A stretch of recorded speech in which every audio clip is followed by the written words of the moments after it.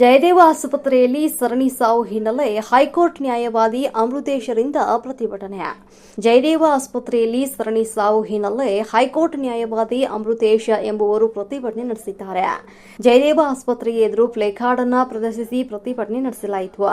ಪ್ರತಿಭಟನೆಗೆ ವಕೀಲ ಸದಾನಂದ ಗೌಡ ಸಾಥನ್ನು ನೀಡಿದ್ದು, ಜಯದೇವ ಆಸ್ಪತ್ರೆ ಹೃದ್ರೋಗಿಗಳ ಪಾಲಿಗೆ ಬಹಳ ಮುಖ್ಯವಾದಂತಹ ಆಸ್ಪತ್ರೆಯಾಗಿದ್ದು, ಆದರೆ ಇಲ್ಲಿನ ಸಿಬ್ಬಂದಿಗಳು ರೋಗಿಗಳ ಜೊತೆಗೆ ಒರಟುತನದಿಂದಾಗಿ ವರ್ತನೆಯನ್ನು ಮಾಡುತ್ತಿದ್ದಾರೆ. ಹೃದ್ರೋಗಿಗಳು ಜೀವ ಭಯದಲ್ಲಿರುವಾಗ ವೈದ್ಯರು ಸಿಬ್ಬಂದಿ ಆತ್ಮವಿಶ್ವಾಸವನ್ನು ತುಂಬಬೇಕೇ ಹೊರತು ಒರಟುತನದಿಂದಾಗಿ ಸಾವು ಸಂಭವಿಸುವ ಸಾಧ್ಯತೆ ಇರುತ್ತದೆ. ಆಡಳಿತ ವರ್ಗಕ್ಕೆ ಎಚ್ಚರಿಕೆಯ ಗಂಟೆಯಾಗಿ ಸಾಂಕೇತಿಕ ಪ್ರತಿಭಟನೆ ಮಾಡಿದ್ದೇವೆ. ಇಲ್ಲಿನ ಸಿಬ್ಬಂದಿಗಳ ವರ್ತನೆ ಬದಲಾಗದಿದ್ದರೆ ಹೈಕೋರ್ಟ್ನಲ್ಲಿ FIL ದಾಖಲಿಸಿ ವಿಚಾರಣೆಗೆ ಆಗ್ರಹಪಡಿಸುತ್ತೇವೆ ಅಂತ ನ್ಯಾಯವಾದಿ ಅಮೃತೇಶ್ ಎಚ್ಚರಿಕೆಯನ್ನು ನೀಡಿದರು. ಇವತ್ತು ಒಂದು ಸಾಂಕೇತಿಕವಾದ ಹೋರಾಟವನ್ನು ನಾವು ಜಯದೇವ ಹಾಸ್ಪಿಟಲ್ನ ಮುಂಭಾಗದಲ್ಲಿ ಮಾಡ್ತಾಯಿದ್ದೀವಿ.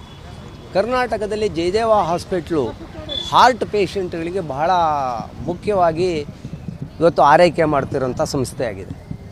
ಈ ಜಯದೇವ ಹಾಸ್ಪಿಟ್ಲಿಗೆ ಅದರದೇ ಆದ ಒಂದು ಇತಿಹಾಸವನ್ನು ನಾವು ಇದು ಪಡೆದಿದೆ.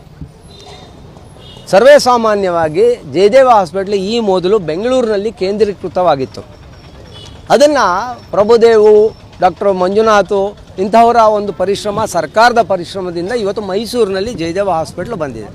ಅಂದರೆ ರೋಗಿಗಳ ಮನೆ ಬಾಗಿಲಿಗೆ ಬಂದಂತಹ ಒಂದು ಸಂಸ್ಥೆ. ಆ ಸಂಸ್ಥೆಗೆ ಏನು ಬರೋರೆಲ್ಲರೂ ಲಕ್ಷಾಧಿಪತಿಗಳು, ಕೋಟ್ಯಾಧಿಪತಿಗಳಲ್ಲ. ಇಲ್ಲಿಗೆ ಬರೋವಂಥದ್ದು ಮೈಸೂರು, ಹಾಸನ, ಮಂಡ್ಯ ಮತ್ತು ಚಾಮರಾಜನಗರ ಹೀಗೆ ಹಳ್ಳಿಯ ಭಾಗಗಳಿಂದ ಬರುವಂಥ ಒಂದು ರೈತಾಪಿ ಜನಗಳು, ಮಧ್ಯಮ ವರ್ಗದವ್ರು ಬರ್ತಾರೆ ಇಲ್ಲಿ. ಅವ್ರನ್ನ ನೀವು ಬಂದಾಗ ಅವ್ರನ್ನ ಕರೆದು ಮಾತನಾಡಿಸೋಂಥ ರೀತಿ ಚೆನ್ನಾಗಿರಬೇಕು. ಇಲ್ಲಿ ಆಡಳಿತ ವರ್ಗ ಹಾಗೆ ಕೆಲವೊಂದು ಇವರು ಏನು ಡಾಕ್ಟರ್ಸ್ಗಳು ಒರಟು ರೀತಿಯಲ್ಲಿ ಮಾತಾಡ್ತಾರೆ. ಹಾಗೆಯೇ ಅವ್ರಿಗೇನಿದೆ, ಸೇವಾ ಮನೋಭಾವನೆ ಯಾವತ್ತೂ ಇಲ್ಲ.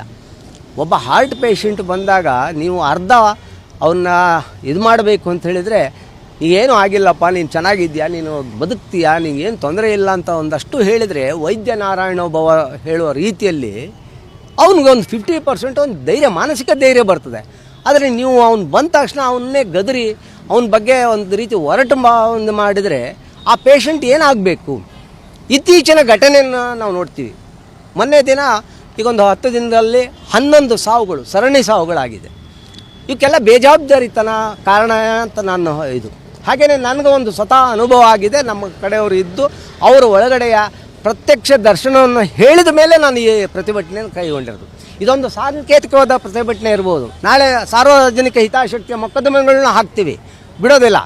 ಆದರೆ ಅವರು ಸರಿಯಾಗಲಿ ಅಂತ ಹೇಳುವಂಥ ವಿಚಾರದಲ್ಲಿ ಇವತ್ತು ಅಲ್ಲಿಯ ನೌಕರ ವರ್ಗ, ಹಾಗೆಯೇ ಆಡಳಿತ ವರ್ಗ ಹಾಗೂ ಡಾಕ್ಟರ್ಸ್ಗಳು ಅವರುಗಳು ಮಾತನಾಡುವ ರೀತಿಯನ್ನು, ಸೌಜನ್ಯತೆಯನ್ನು ಕಲಿತುಕೊಳ್ಳಿ ಅಂತ ಹೇಳುವಂಥ ಒಂದು ಇದರಲ್ಲಿ ನಾವು ಪ್ರತಿಭಟನೆಯನ್ನು ಮಾಡ್ತಿದ್ವಿ. ಹಾಗೆಯೇ ಈಗ 11 ಜನದ ಏನು ಸಾವಿಗೆ ಕಾರಣರಾದರೂ ಅವ್ರಗಳ ಬಗ್ಗೆ ತನಿಖೆ ಆಗಬೇಕು, ಅವ್ರ ಶಿಸ್ತು ಕ್ರಮ ಕೈಗೊಳ್ಳಿ ಅಂತ ಹೇಳುವಂಥ ಒಂದು ವಿಚಾರವನ್ನು ಇಟ್ಕೊಂಡು ನಾವು ಇವತ್ತು ಪ್ರತಿಭಟನೆ ಮಾಡ್ತಾಯಿದ್ದೀವಿ.